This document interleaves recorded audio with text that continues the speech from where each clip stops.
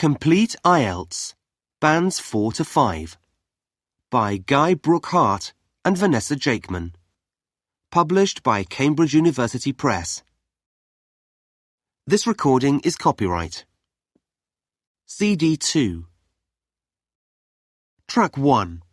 Unit 6. Speaking. Exercise 3. Well, some people use a calendar and others use a diary. But I think if you're really busy, you'll make a list, maybe on your iPhone if you have one. Or sometimes you see a note on the back of someone's hand. Track 2. Unit 6. Speaking. Exercise 6.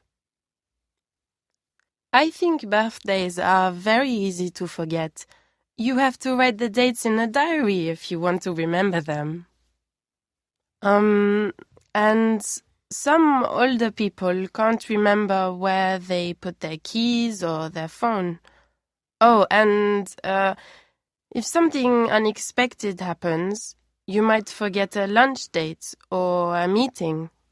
There are lots of things. Track 3. Unit 6. Pronunciation. Exercise 1. You have to write the dates in a diary if you want to remember them. You might forget a lunch date or a meeting. Track 4.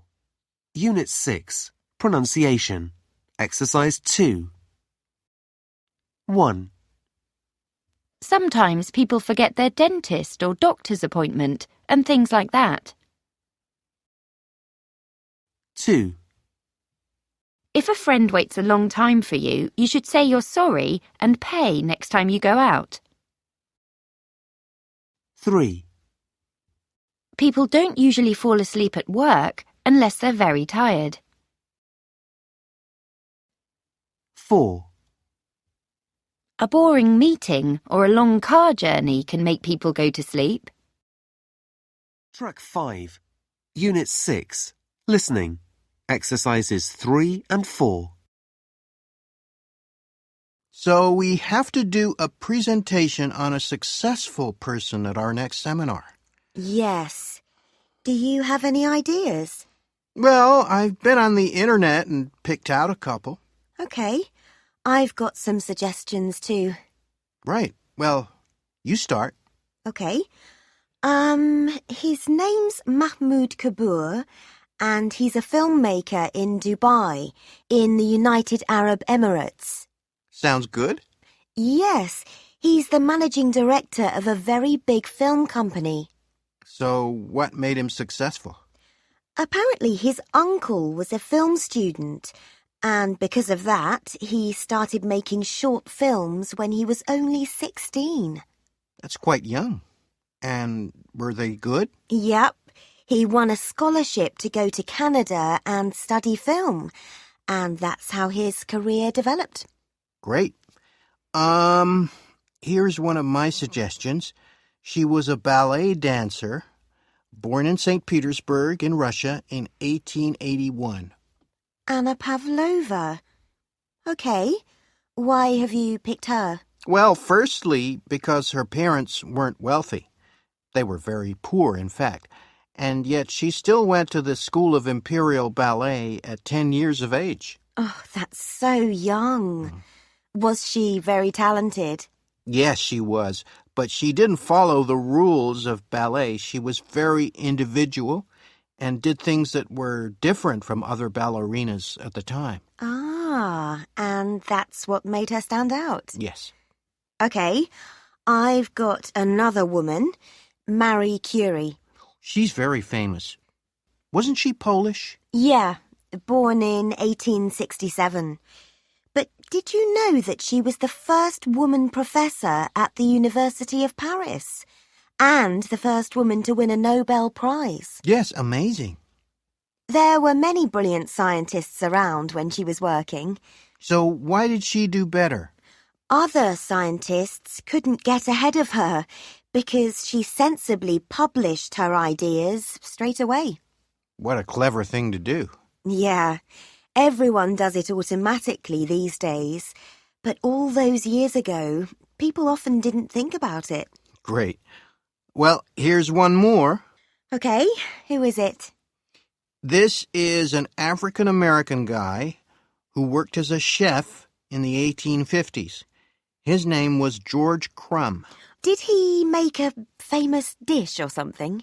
Not exactly, but without him, we wouldn't have the potato chip, or crisps, as the British call them. Oh. Yeah.